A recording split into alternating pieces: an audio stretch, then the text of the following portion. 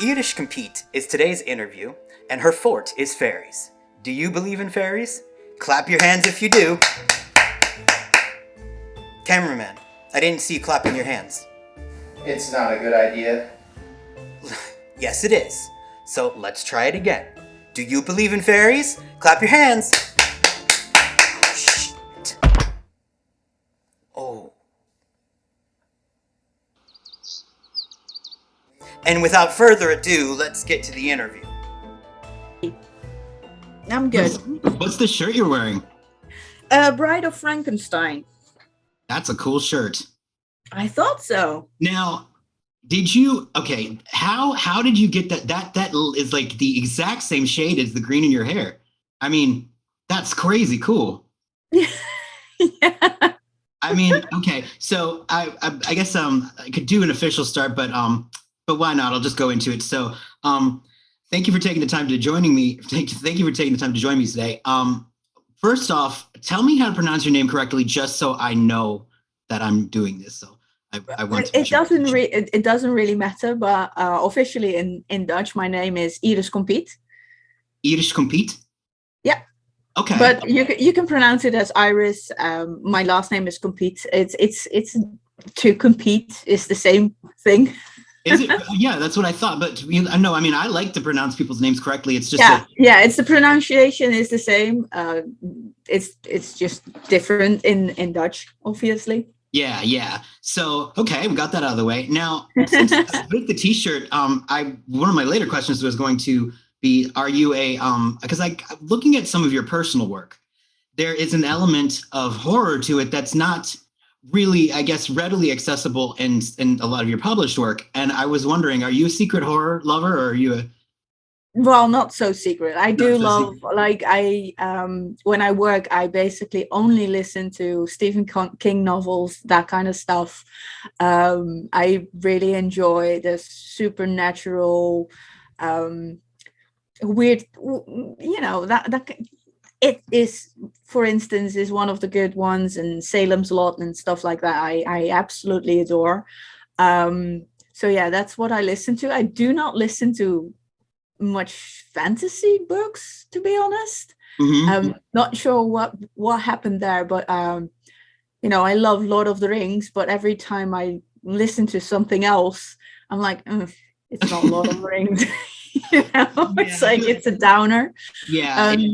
It's sort of like it's not the although I guess not much of a upper, but Salem's Lot was a good one. I just recently listened to that one on Audible. That was I mean, I don't have time to listen to read right. a lot, so and I seem to really focus when I'm working, and it's weirdly enough, I can just work and listen to a book and just take it all in. So I've been listening to a lot of Stephen King books because he writes long books. Yes. Which I like. Yes. So otherwise it's just one book a day, and it's like, oh, that's costly on Audible. I mean, and he did a lot of cocaine in the 80s. And probably. Oh, he definitely did, because he actually got rehabilitation and everything.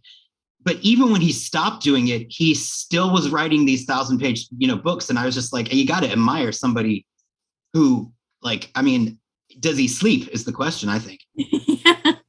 Because he just doesn't appear to, but I mean, like, he's a go-getter, and so are you. So, okay, your trajectory as an artist is really unique, in a sense that I saw in an interview that you talked about, where all of the projects that you've worked on, that you've wanted to work on, had been people approaching you, as opposed to you sending your work out there. Now, that's pretty astonishing. Yeah. I'm a bit of an odd duck, I think. And actually, my career didn't really start off until maybe 5 or 6 years ago. I was going to say, there's a 5-year, around 2017, I watched an interview you did. Yeah. And you were talking about how you felt like you were suffering from, and I have talked to other magic artists specifically about this, the imposter syndrome that a lot of artists get when they first start going into that. Has that something that has chilled out with you, or do you still... No. Really? No, it's still there. I mean, I'm each time I get a brief for a new card or anything, and I'm like, I can't do this. this is too difficult. How am I going to do this in watercolors? I can't, why did he ask me? But yeah, it's an ongoing thing, and I know I have it. I know how to deal with it, and it's just, I let it rant and do its thing, and just like, no, I'm gonna give this a try. This is a challenge, and that's how I see it. It's like every time I get a brief, and it's very different from what I usually do in my personal work, because I don't paint huge battle scenes or mages fighting and all that kind of stuff, because it's just not what I do. So it's interesting to get those briefs and to be asked those things, because it pushes me out of my comfort zone and I learn new skills. So I approach it in a way like, no, this is just me learning new things, and see if I can do it. And I've proven my imposter syndrome wrong every single time. Well, so that's you're not an imposter. It's just, sorry to break it well, to you. Any day now, they'll come knocking on my door, and I'm like, oh, out. We'll Netflix? See. No, Netflix is no, but I mean, like, yeah, I mean, but that's the thing. It's like you have people like Netflix. You have people like you have these projects like, I mean, we'll get into that later, but because we got to sort of cover the fairy thing, but it's just it astonishes me that this happens to somebody who is a non-artist. It is mind-blowing, because you make these incredible works of art that are, to me, it's not a matter of a question. It's like, you cannot like it if it's not for your taste. You cannot dispute that this is an artist that made this. And it just surprises me when I hear so many of people who are just so, in my eyes, they're so talented. I feel that way. Yeah, I'm not sure. I've always had these feelings. It's always been part of me. It's like always, because sometimes in your mind, you're further along. You think about compositions and ideas you want to put on paper, and then you can't seem to get there just yet. So it's always a battle between myself and my skills and my thinking. And do you get to a point where maybe when a piece of artwork is done that you like it, or is it something you have a difficult relationship with? No, I pretty much, this sounds horrible maybe to say, but I like what I do. I'm proud of the pieces I send out. I will not send anything to a client if I'm not 100% sure about what I'm doing. If I don't put out anything that's mediocre, or for me mediocre, right. Like, I need to like it. I need to be happy with it. And that was and to illustrate this, I when I did my Kickstarter for my book, Guillermo del Toro backed it, and he backed the original art tier. So he had a commission that he gave me. No way. And he said, paint me a green man, make it exquisite, make it exceptional. And I'm like, God. Oh man, dude. And that's, Holy that's putting the bar really, really high, because I know this guy has Edmund Dulac, Arthur Rackham. He has all the greats in his collection. And then he bought a piece that, he's asking me to paint something. And I'm like, because what's exceptional? Oh, wait, I mean, clearly exceptional would be the story you just told. But okay, so how did that happen? So he writes you, you just get an email, and it's like, that's the thing, and he says, no, I a couple of years ago, he sent me a message on Twitter to say, your art is great. That was it. 3 words. And I was like blown away, because right, that's all you need to hear, right? This man is very, very busy, and he takes time to, follow me on Twitter and then go out of his way to tell me that he loves my art. And that's everything. And people kept telling me, oh, you have to tell him that you want to work for him and this and that and such and such. And I was like, nah, that feels wrong. Yeah, I agree. It feels like begging for, right, no, yeah. This is a compliment. He's paying me a compliment. Accept the compliment and thank him in return for his work, which is what I've done. And I kept it at that. And then when my Ferris book was on Kickstarter, I was like, I'm going to send him a message just to ask if he perhaps would like to share the campaign. And he was like, yes, of course. And he shared the campaign. He was like, I'm going to back it. And yeah, there he was, one of the backers. And all of a sudden, I'm chatting with Guillermo del Toro on a Saturday evening. And I was like, this is my life now. He really does seem like he is an artist. Amazing, yeah, he's an amazing person. And I see how he, like, I see what he does and how he always puts artists in front of people, and I mean that's how you do it, and that's why I really appreciate him. And he's a storyteller, as like none other. And I think that was a really smart decision that you made, because I think it's a given that I think anybody who's working in illustration or anything like that, like working with Guillermo del Toro is probably not. It's not a job you're going to turn down. Right. No. So but he seems that cool. I remember talking with another Magic the Gathering artist, Mr. Prost, and he literally, because he wanted to go to Comic-Cons, but he didn't want to be recognized, he would go in costume. And he actually, wearing a mask, and went up to somebody and said, I'm Guillermo del Toro, call me. And the artist was like, okay, sure. Yeah, whatever. And it turns out it was really him. Like, he just seems like this guy who's paying attention to what's really moving him artistically. So that's just really cool that he is, part of that. And so do you have pictures of the final piece that you made for him, or that you sent to us? Yeah. The final piece actually got into the book, and let's see if I should have got my book here right next to me. Well, if you, like I said, if you need to grab it. Pick the book. So this is the book. Well, this is the second edition, but this is the piece I made for Del Toro. See, and by the way, I feel compelled to tell people this. Apparently, you can get a signed copy of your book for cheaper through you than what you're going for on Amazon. Yeah, that's. I have a small amount of books in my possession that I will be selling on my web shop in, I don't know when, because it takes time. I'm doing everything myself. So oh wow. Not only am I working as an artist, I'm also doing all my administration, all my web shops, everything is one person.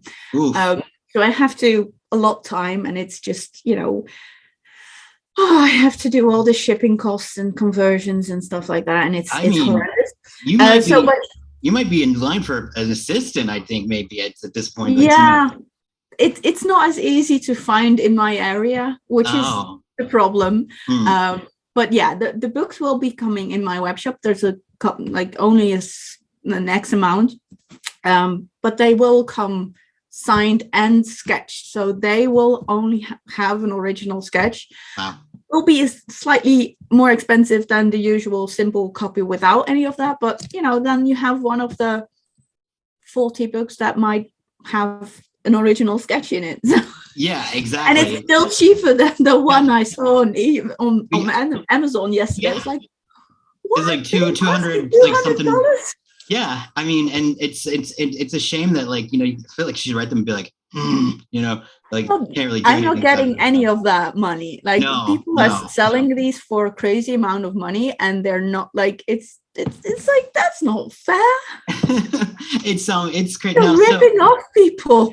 Well, that's the thing, is that it's extortion. It's not right. But the problem is, it's like, I guess, that's the free market. If they can get away with it, then that's the thing. But it's morally. Yeah, I don't endorse it. Like, I've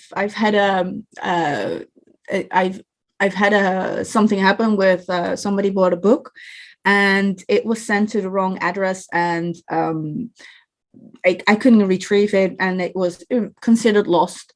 And this person had paid for the book, so I said, that's on me. So I'll send you a new book. And lo and behold, 3 months later, the missing book arrived at that person's address as well. So he had now 2 books for the price of one. He was like, what do you want me to do with it? And I'm like, give it to somebody who needs it. Yeah. Who can enjoy it. Yeah. And you just don't sell it. And if you do sell it, rather give it away. Yeah. So I hope that they'll do that. Yeah. But that's the way of the fairies. They decided that this book had to go elsewhere. Like I like that. So now with your view on fairies, so like how old were you when you first, like, tell us about the moment when you became aware of fairies? And I'm going to pause because I have a little puppy right here who is 16 and she wants to get up on the bed. Otherwise she'll be like this the entire interview. So in any case, so I will say again, so when did you become aware of fairies as such an important artistic motif and characters in your life? You were how old? I think I was very young, actually, because I grew up with, I'm that old that I listened to fairy tales on tape. Me too. And on vinyl, that Yep. kind of stuff. So, Jim Henson's storyteller, that kind of thing was my thing. So I was quite young, and then I was 7 when I found Fairies by Brian Froud and Ellen Lee in I call it the forbidden section of the library, because it was the grown-up section, and I wasn't supposed to be there because there were other books. All right. Yeah. And I found that book and I was like, oh, this is everything. And I drew nonstop, and we have a theme park in the Netherlands called the Efteling, and that's kind of like Disney, but it's very catered around old fairy tales, like Sleeping Beauty, Red Riding Hood, but all the old tales. So Red Riding Hood gets eaten and all that kind of, like the Grimm brothers style. Yeah, the older stories. So I went to that park when I was a child, and I grew up with all these stories and all these fairies. So that was my sanctuary. That was everything I did, and I just love. Yeah, that's what I absolutely love, and it's not always, and the kind of fairies that I paint or I'm drawn to aren't necessarily good or bad. I don't do glittery fairies. I don't do, that's not my kind of jazz. But for me, trolls or ogres or you name it, can be wonderful and beautiful as well. Yeah, there's the great fun with them. There's a lineage that I see whenever, like, I've always noticed this with artists and who artists are influenced by when they're young. There is a lineage that you can definitely track with your work, and with the fairies book, you see that there is a relationship there, and there also is that sort of acknowledgement that goes against the popular sort of motif that fairies are pretty or cute, or are benevolent, like. The ones that they frankly, it makes sense. Like Guillermo del Toro would like your fairies because they look like something in Pan's Labyrinth, like that kind of thing.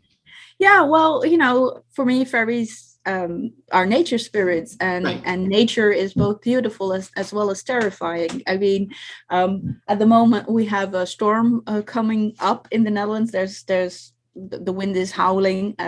Can't hear it just yet, but there's a storm front coming up. So that's the scary part of nature. Is it bad storm? Not in our part. So and it's not tornado like. Okay. But it's okay. It's not too bad. But I mean, it's just to illustrate that it's terrifying but beautiful at the same time, because the clouds are amazing and everything, and thunder is amazing, but it's terrifying. Exactly. And to me, nature and nature spirits are both beautiful as well as terrifying, and I love that balance between the two. And I think Guillermo does that in his films as well. It's both beautiful as well as deeply disturbing. Yes. But that's also human nature.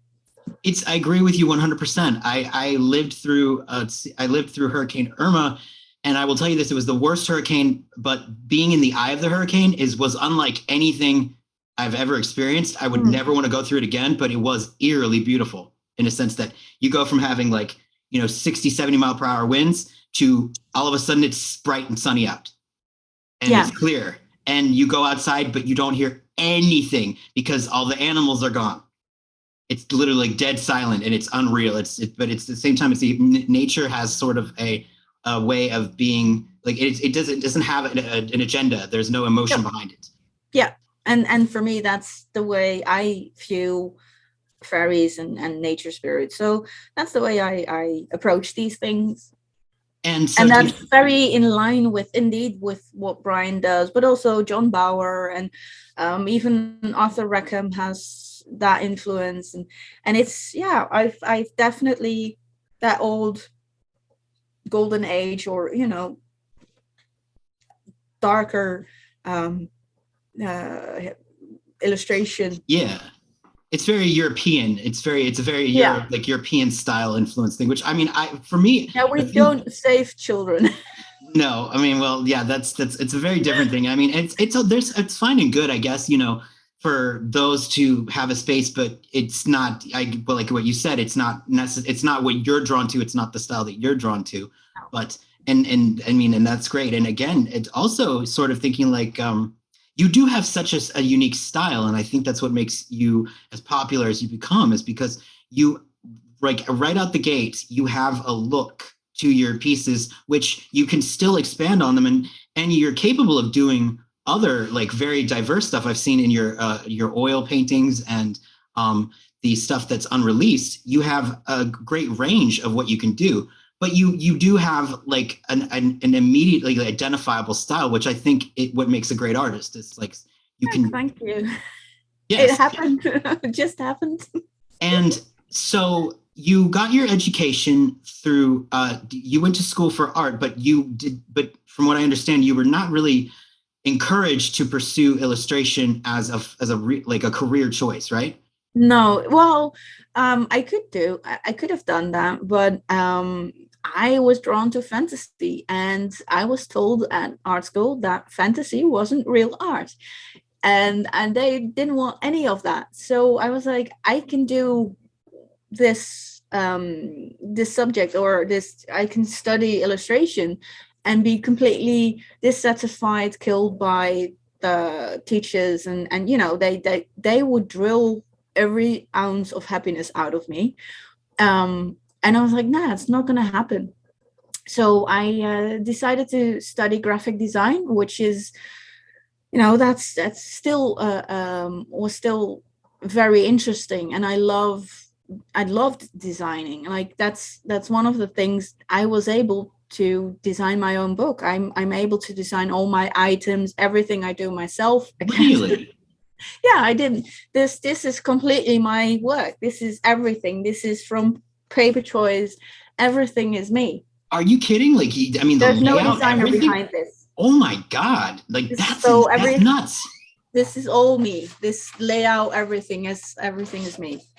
I mean, I wonder how many people can actually, like, claim that on their resume. Like, that's impressive. Well, it's graphic design is it's a job like any other job, and most artists do think that they can do graphic design when they're artists, but it's a different, it's a totally different ball game. There's totally different rules and things you have to keep in mind when you're doing a design for a book, or for a poster, or a logo, or that website even. And I'm happy, and I'm very fortunate that I have that experience. I have 16 years of experience as a designer.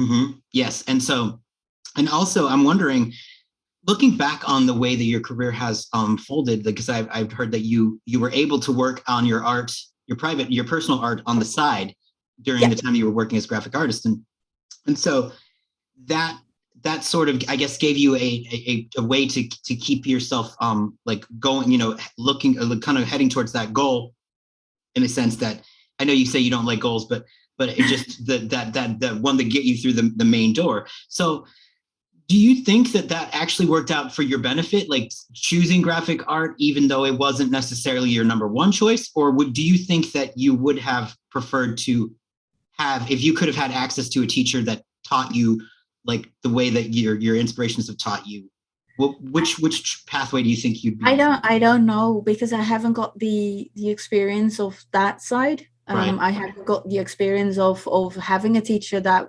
teaches you all the things, and I had to find everything out myself, which was even pre-internet sometimes. Yeah. You know, and it was, I've made so many mistakes, and that's why I restarted, rebooted my career several times, and even wanted to quit completely in 2016. But I have no regrets, absolutely no regrets, because everything happened. I believe that everything happened for the reason it happened, and everything all the mistakes I made, all the failures I made, taught me something. What would be an example of a failure to you? And like you say that, because I mean, that's so astonishing to hear that you were at a point where right before you really hit it big, you were at the stages of giving up. Yeah, my biggest failure was trying to be someone else. Yeah, I've been artistically. So, for instance, like, yes, I would have loved to work for Magic and other clients, but I wasn't getting hired. So I was trying to do what I saw other people do who did get hired, and I ended up doing these pieces that were just, they were okay, but there was no soul to it. They were empty, they were lacking. And I think that's an easy mistake to make, is to you want to make it so bad, you want to be in that, you want to make it your work and your job, and you want to make it, and you want to quit your day job and do it. And why can't you do it? You can draw, all that. Everybody thinks like that, like, why can't I do this? Why am I not being hired? And I've been there. And I figured that I'm trying too hard to be somebody I'm not. Doing art I don't like. I don't like digital. I'm sorry. I do not like, I see, and it's not like I hate digital. I don't like it personally. I do not have the connection with it. But when I see other people work digitally, I'm like, wow, this is amazing. It's just a medium. It's just, I do not like the medium myself. Now, do you think that that's something that, like, forever? I mean, because I can understand it being a difficult thing to take to get, if you're not feeling a connection to it, and then it's also part of, like, the experience where you see other people, because for a good while, Magic art specifically was very much just digital, and then now we're starting to see traditional painters making sort of a resurgence. But do you think that, like, it could be something that you would maybe, like, try out later on in life and see if it takes? I mean, you really feel like you just can't, you have no, like, use for it personally? I'm implementing certain things in my workflow. For instance, sometimes I use it to sketch out really rough thumbnails, because it's so easy to, cut and paste and just put something in the back, see how it works when you eliminate it. And it's wonderful when you have a week for sketches or something. It keeps the flow going. But I will always then go and take that thumbnail and just do it like real with a pencil. And no, I do not foresee myself painting my fairies in water or in a computer. Yeah. Emulating watercolors, because it just, like, I have hundreds of dollars of watercolors. Why would I do this? Right? It's this is not happening. I gotcha. That's a personal choice, and obviously, because digital, I got told, well, you don't do digital, so you're not, we can't hire you, blah blah blah. And it's like, what the fuck? Doesn't have to matter what medium it is. The end result and me being on time with my deadline, that's what counts. Yeah, exactly. And I can do edits digitally, or even paint new stuff and then plunk it in, whatever. And that's also something that I was just so fed up about in 2016. I was just being told, no, this is that, you have to do this and you have to do that. And I was like, fuck it. Fuck you all. I'm done trying. I'm done trying to fit in. You don't like me. You probably don't like my art. Everything is, nothing I do is good enough for you. Well, you're not good enough for me. I'm out of here. Well, And I great, decided to do my own thing. I was like, why did I want to be an artist in the first place? And I went back to myself as a child and think about, I had so much fun creating when I was a child because I was not preoccupied with what will other people say? Will it get likes? Will people like it? Yeah. All that jazz. And I was like, I want to be in that space again. And I don't want to be bothered by, oh, I hope this will get likes. And if it doesn't get likes, it's not good enough. No, fuck it. I'm posting it. It's good enough. I don't mind if you don't like it. That's fine. It's really inspiring that you were able to lift yourself up and you believe in yourself, because that is a thing that I know I personally have gone through, but where you try to be somebody else and not be yourself. And it really sometimes, and I've talked with many other artists that work for Magic, and others, they all say that it's been moments where they've not been true to themselves, that they don't get the results that they're really hoping for. Yeah. And that seems like something that can be almost a universal kind of easy trap to step into as an artist. It's so easy. It's there. Just open any social media outlet and you see pieces that are amazing and they get 4,000 likes, 7,000 likes, who knows how many likes, and you're like, oh wow, if I do that, I might get those likes as well. And it never works out. It doesn't ever work. And to be honest, when I had that epiphany of, okay, I'm done trying to fit in, I felt at ease and okay with the fact I would never be a professional artist. Wow. I was fine with that. I wanted to create, and that's the one thing I want to do is create. So whether or not I have clients or, get paid to do this or whatever, I will create because I have to. I want it. I need it. So that's my motivation for anything I do. And I had a day job. I was like, okay, I can pay my bills.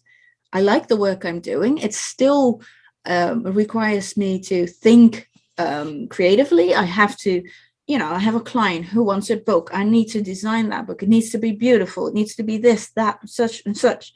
And I love that. Mm-hmm. So I had a good job. I had everything. I could pay my bills. And I was like, I want to do art for me. And that's the moment I, started doing art for me. And all of a sudden, everybody's like, oh, this is great. You're doing great. What are you doing? Are you going to do a book? And I'm like, oh, why not? So that's really how it went down. So the idea from the book came people asking, hey, would you do a book? And then that was the impetus for the Kickstarter? Yeah, because I started doing daily sketches for hashtags on Instagram. Like there was a mermaid and June Fae. And for mermaid, I was like, okay, well, I'm going to try to do a sketch a day. And I mean a sketch, not a finished artwork, like a really rough sketch. Like there's a couple in the book. I'm going to see if I can find some. I know they're in the back. Like sketches, not refined. These take half an hour, not even. Mm-hmm. And I wanted to come up with, okay, what do I think a mermaid looks like? And it's not half woman, half fish. Yeah. For me, it needs to be something else. And that's what I started doing my own thing, started to write short stories. And all of a sudden I saw my Instagram grew from 1,000 followers to 5,000 followers to 10,000 followers and so on. I was like, what's happening? And I don't even know. Was it like, how it was like an out of body experience? I mean, when that kind of thing happens, are you just sort of like, did you know? Because to be so, no, you didn't. No, I didn't know. I was like, huh? Why? And I'm like, okay, well, okay, somebody likes it, fine. And I just kept doing it. And then Mermaid was done because May was done. And it was June Fae. And I was like, I'm not going to paint fairies because here's the thing. whenever I said I was a fantasy illustrator in the Netherlands, I got these people, when they asked, what do you do? And I was like, I'm a fantasy illustrator. And they were, oh, you paint fairies. And I was like, no, I don't paint fairies. Because that's the one, there's a stigmata. Yeah, stigma. Stigmata is something else. No, stigma. Yeah, it's not. There's I mean, I guess there could be a stigmata at the same time, but that would be a whole nother kettle of fish. Stigma. You don't have to edit this out. This is real. But it's this stigma of I was almost doing it again of fantasy is only this. Right. It's only dragons, it's only fairies, it's so much more. And people are so wanting to put you in a box, and that's why I do so many different things. I'm not, people call me the fairy artist. I'm like, yeah, have you seen my other work? It's not just fairies, it's broader. Your personal work too, I feel like you run a very different sort of reality on that side. Like it's very, very much very darker, much darker, much scarier, or even surrealism. You dabble with that too. So and even more like life, true to life kind of style art, where it's like a portrait of a person. They're just as stunning, but yeah, that's frustrating because you get pigeonholed, don't you? Just people say. I think that's human behavior as well. They need to, put you in a box because otherwise they can't really understand things, and it's fine. But I like to throw them off and like do something else then. So what was the day like when you were able to officially not work as a graphic designer and you were? I remember vividly. I usually go to Eluxcon in Reading, Pennsylvania every year. I've been a main show artist for quite a couple of years, and in 2017, I think it was my first ever main show. Being on the main show, and it was just that dream come true. I was so very emotional that weekend. I mean, that was a dream come true.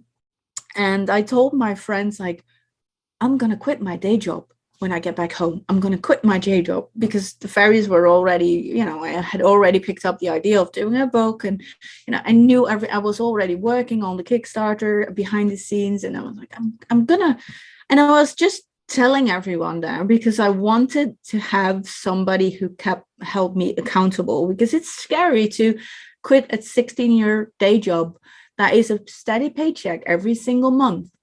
And I was like, okay, I'm gonna do this. And the first day back at work on Monday morning, I waited for my boss to come in, and I was like, Anya, we need to talk. And she was like, oh. I said, yeah. Oh, wow. I'm handing in my notice. She knew. Yeah. She knew.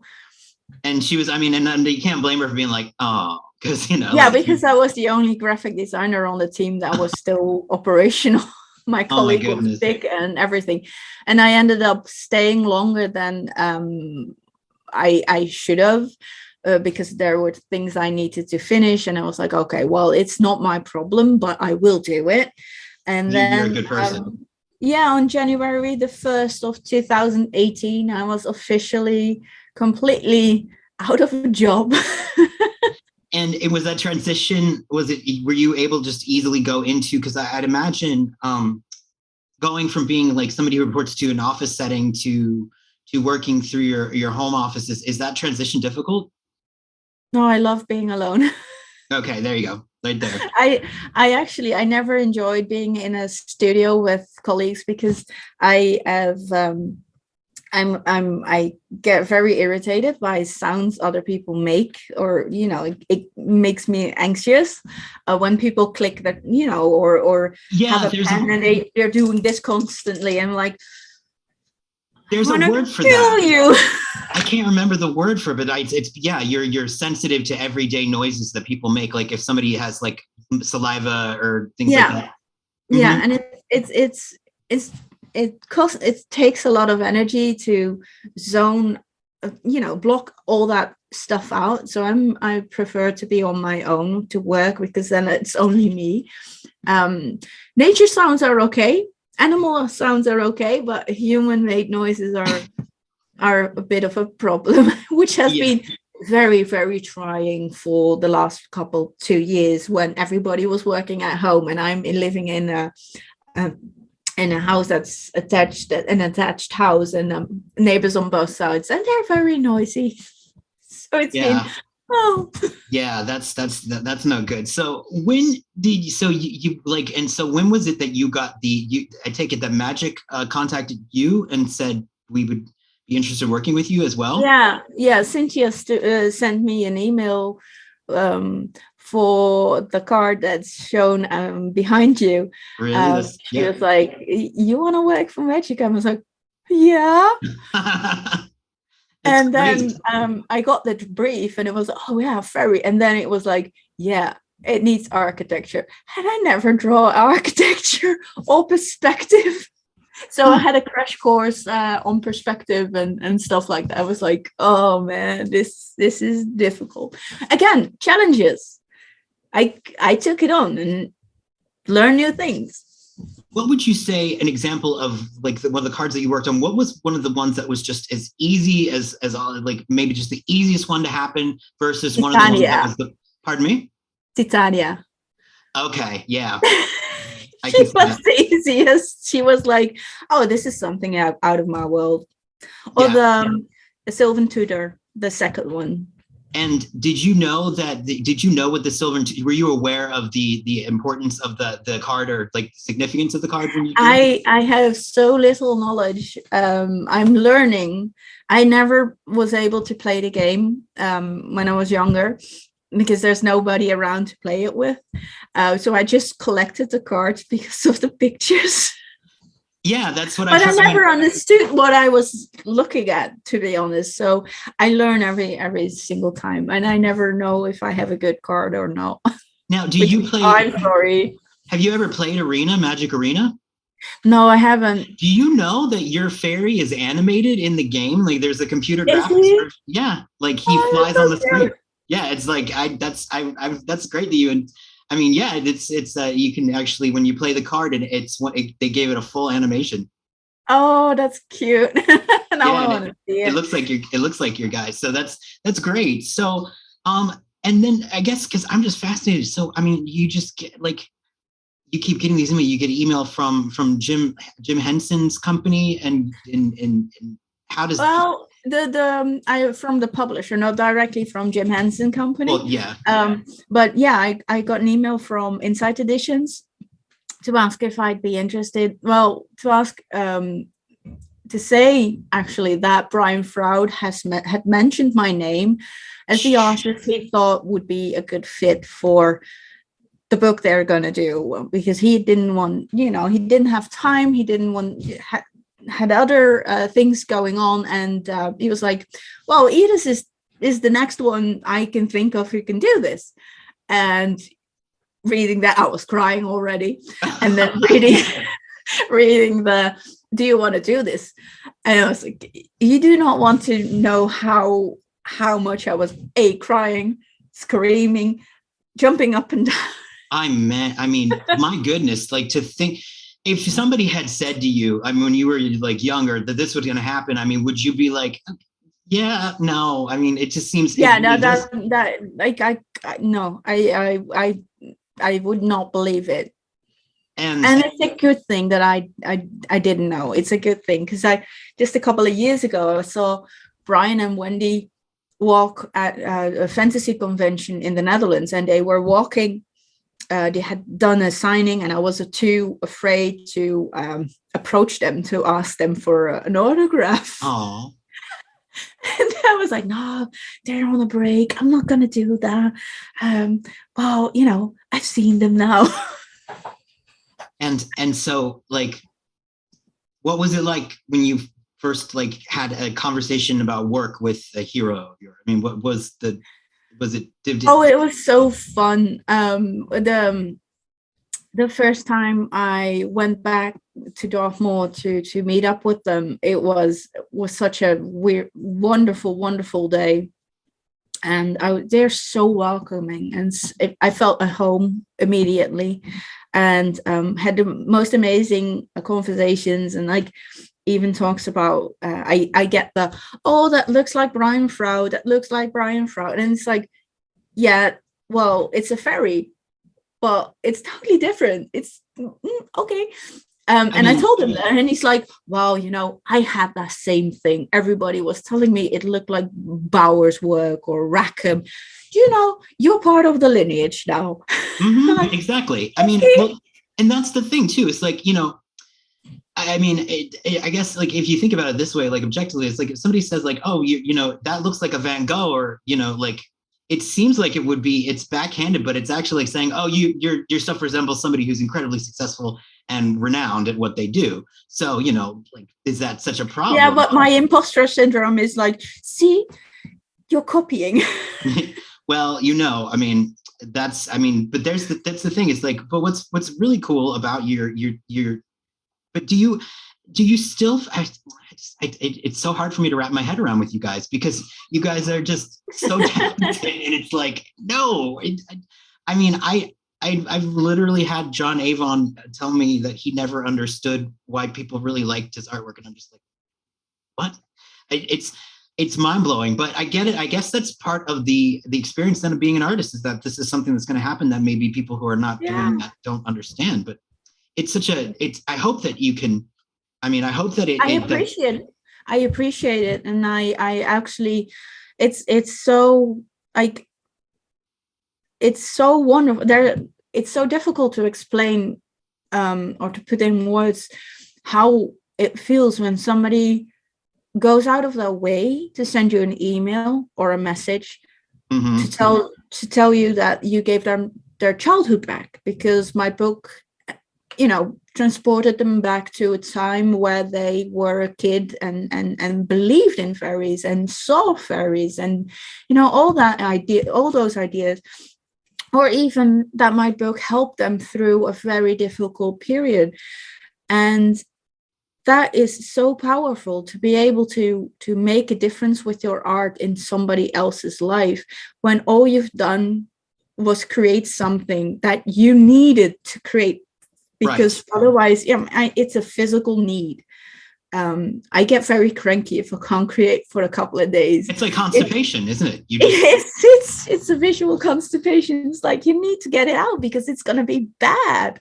And it's so special. So I acknowledge that, and because if anything in life, I don't have to, like, I don't want to be famous. I'm not seeking fame or riches. It doesn't really, I'd like to be paid fairly.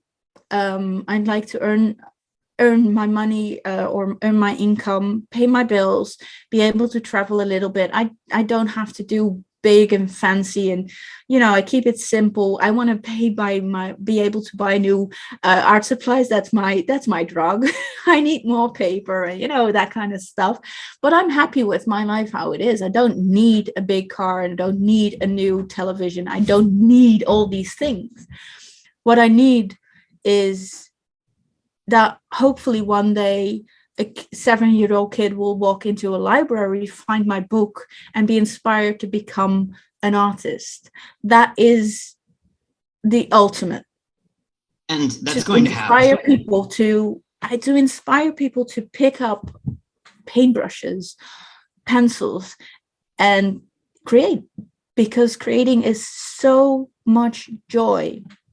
I'd love to hear a story of one of the, like, maybe the more poignant stories where somebody wrote you and what specifically the hard time that had happened to them, because that's something that just seems very powerful. I was wondering if you I feel uncomfortable sharing that because it was very, very personal, painful and personal for that person. Gotcha. But it was very, it was deep. It hit. It hit me hard, and I cried, of course. I cry a lot. But it's so, I mean, I never thought I would be here. I would never, 2016, I was like, okay, well, no, that's it. I tried, I failed, fine. And now I'm doing all this, and I don't take things for granted. I think that's also, it's part of who I am because of my my past. Mhm. And this is a real quick thing. That's nothing. That this is also why I was so into drawing and painting and fairies and world building. As a child, I was in a wheelchair. I Oh, couldn't walk. I was always on my own. I was in a lot of pain. oh my God. What was the issues? I don't know the English Oh, okay. English name, but basically I had a condition where my legs were basically dying, Oh, and it was a lot of pain involved. It was post-traumatic dystrophy. I'm not sure. There's a, okay. Was there like there was an accident that happened or yeah, something? I tripped over a root.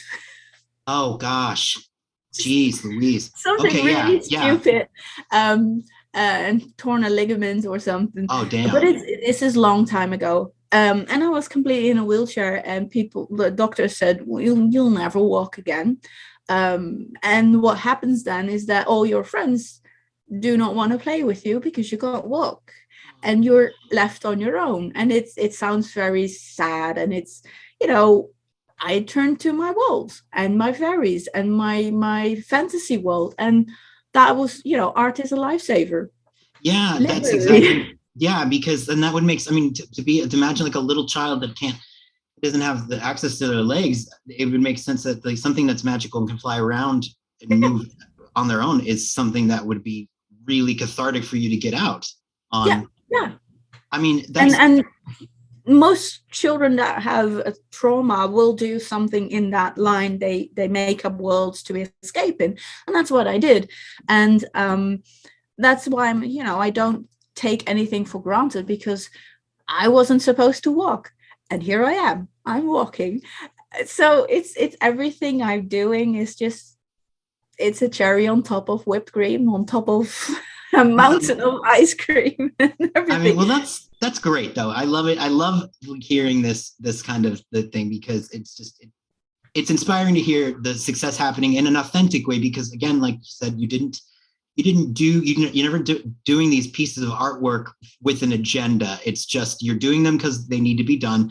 But then if they have that connection with whomever, like if it's whether it's a famous filmmaker or somebody who used it to get over trauma, like that has to be such an incredibly validating and real Yeah. experience. Like you get to sort of feel the emotion that is being put out, like almost like vicariously, and that's just really, that's something that's it's just very impressive. Yeah, and I mean, that's what keeps the imposter syndrome beast at bay. I Yes, think it's yes. just, I mean, I love making my art, and then there's people that reach out and tell me that they love my cute little Kami from the new set, and It is adorable. I'm like, And it's great to see you. I mean, it was you really just kind of I'm not kind of you really jumped into and just made it's still your style, but it has that like flair of like the influence of Japan into it, and the Kamigawa kind of like, it's just it I was just like, wow, that just works. Like I'm really interested to see where you go with whatever sets you work on in the future, because me too. huh. Me too. Yeah. I hope they keep giving me breaks. That would be great. But there's so many talented artists every single day, so you never know. When it Well, happens, it happens. I mean, if I were to make a wild prediction, but I think that I'm curious. I don't know if you're able to say this yet, but I was trying to do a little research on you on the Internet Movie Database. Now, first about you were additional crew member on a movie called The Pool. Yeah. Now, Yeah. what were you doing on that? So for the leader, the beginning of the movie, you see you see my artwork. My artwork is in the leader to to give an idea of the film, and I painted dead bodies, dead ladies. Wow. And that's got to be like, no, that's something that people would not necessarily see as your, everyday, like then people be like, No. oh, the fairy lady does that. Can you imagine like just throwing that one like painting into the fairy book, just like turn the page. Oh, okay. Wow. No, but I've done tons of things. I've done picture books, children's picture books, even about a lesbian princess, picture books about what was it? Like a zombie who wanted to be alive, weird stuff. And I no longer do children's books because they really don't pay enough to pay my bills, and I don't really enjoy them as much. But I always want to try new things, and I want to try things that I've never done. So I'd never done work for a movie, and then I was asked to do that. I was like, okay, well, let's try it, and it was fun. And you do short stories as well. Because I know that you mentioned that when you create a like a character, there's sometimes a story that comes along with it. Have you ever considered doing like some sort of like your version of a Grimm's fairy tale, or maybe like where it's sort of set up where you have the art and your story side by side? I've actually, my final exam at art school was a rendition of Snow White. Really? So I did. Yeah. I wasn't supposed to. Do you still have it, or do you still have an image of that? I still have the book somewhere, but it was more than just a book. So I made a book with illustrations, and it was a version from 1850 or something, a very old version where Snow White's lungs and liver and everything is eaten, or should be eaten. It's very nasty. The queen dances it herself to death in a pair of shoes that were red hot. It's that old. It's like, it's nasty. And I did illustrations in the book, and then I had a storyteller tell the story, and I edited it with sound underneath, and then I made animations, and the book was on a table, and a projector projected animations on the book that complemented the illustrations. So when the queen pricks her finger, 3 drops of blood fall in the snow, and she wishes for a child, and that signifies the conception of a baby. So you saw the birth of a child and everything. Wow! And that happened on the book. But there was also a white ball on the table, and as soon as the apple is mentioned, there was a projection of an apple on that ball, and it was being eaten away. And it was just, it was like, move over, Disney, I'm doing this. And It was it's a wonderful, I graduated with honors with that one. And it was like it was fun. It's a shame that you can't. I would imagine it'd be very difficult to recreate that, or to try to like set it up again. It sounds like there is a lot of work involved. Yeah, I think I still have the files for the animations, but it's it's done. It's in the past. I have some things left, but it's like, I graduated in 2001, so I guess it's old. Well, I mean, like, I graduated in 2000 from high school, so I'm like, I know a thing or two, but the thing that I want to know is, I'm sure I don't know if enough time has passed, but I do know that you both posted something about Netflix. Has that been something that is that still under NDA, or is that something I can't say anything? Nothing. It's still unannounced. Do you know what the time would be for it to be? When is there a date on the horizon that you think? I have no clue. No clue. But I'll probably be as surprised as everybody else. It's good though. It's good. I bet it's good. I loved it. Like, it was very different from the work I've been doing, and it's a different pace, and you're working with I worked with an amazing team. I learned so much. it was one of those things that I was like, I've never, okay, well, I'll do it. And I learned a lot. That's great. I can't say anything else. I mean, I can't but I blame would you. definitely do it again. That's fantastic. And I won't keep you for much longer, but one of the final question I'm going to ask you, I will ask you this final question, and I'm ask you a couple of goofy questions afterwards for Patreon, just like goofy stuff that I love to throw out there. But the question would be, do you have anything that you are working on that you are interested in promoting, anything that is on the chopping block, so to speak?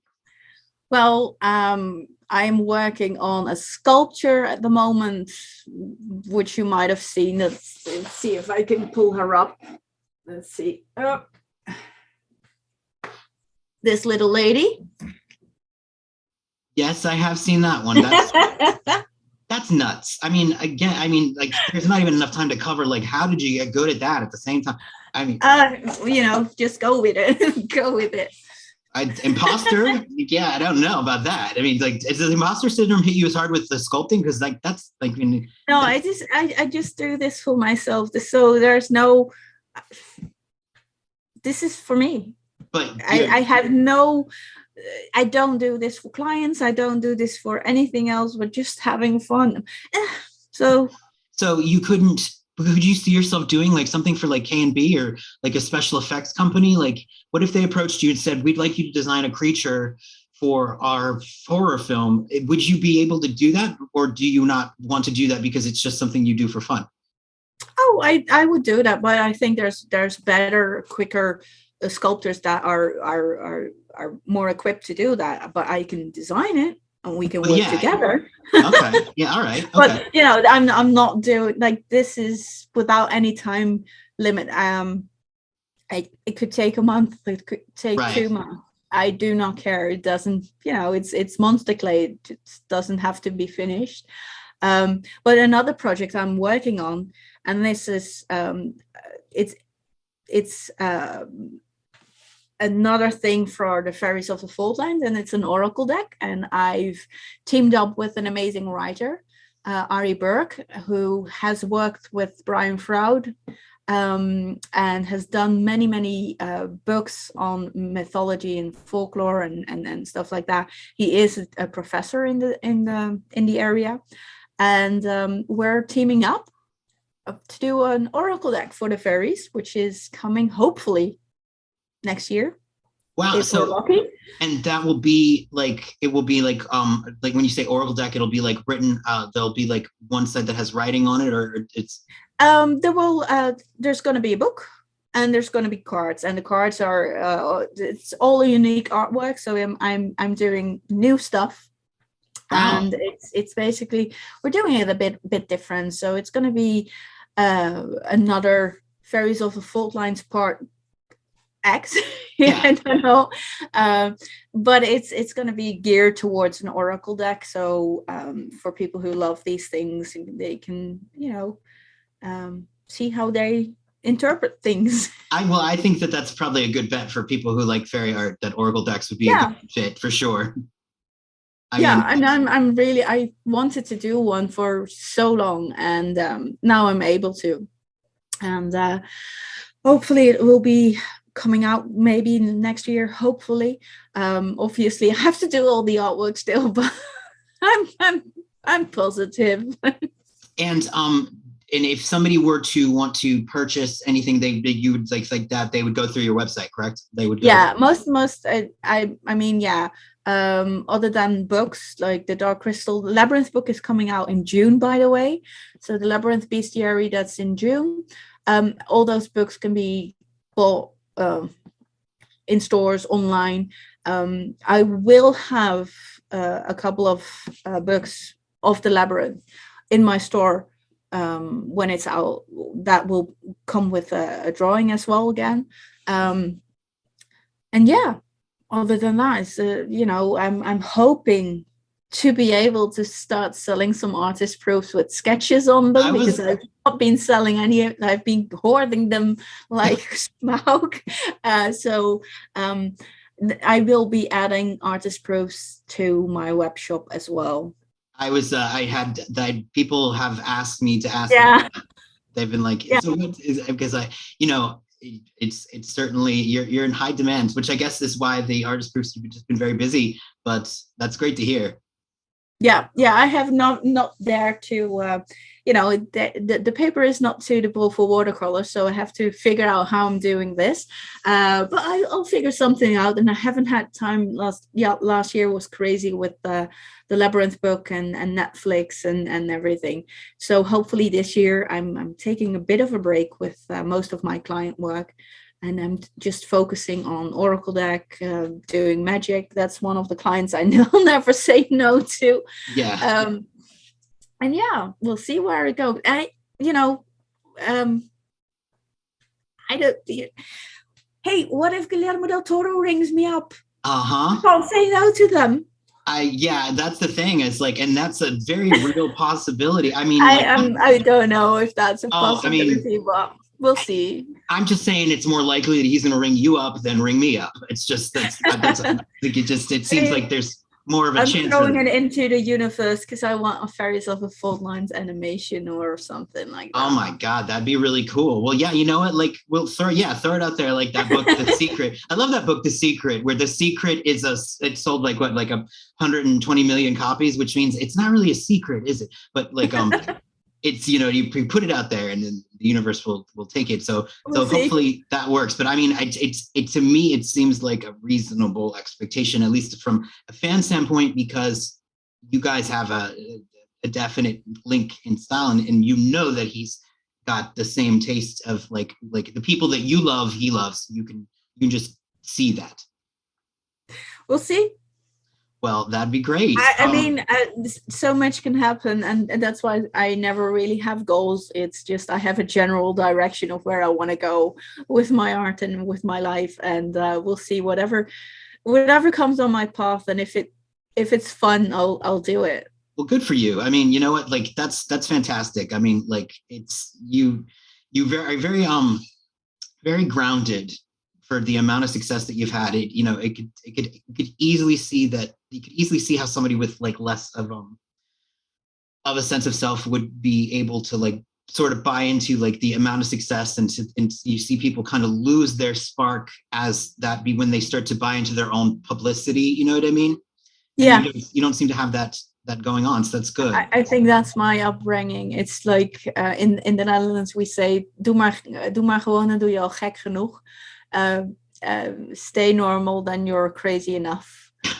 Okay, yeah, that's so I'm this is what I do. I paint, I draw, I sculpt, and that's the only thing I can do, and I'm trying to do my best, and there's thousands of people that are better than me, and that's all fine, and the only thing I need to do is keep learning and keep doing what I do. That's exactly it. Well, thank you so much for taking the time to talk to me today. Thank you. Firstly, I hope you all enjoyed the interview with Ears. And secondly, due to technical difficulties, this will be the end of today's episode. But don't worry, we will have a camera set up by next episode. We will have to call Cousin Eddie for that one. But until then, be sure to check out our Patreon for all sorts of bonus content, bloopers, and a great way to support us, as we are on the hunt for a new camera that I definitely did not have any part in helping destroy. Toodles!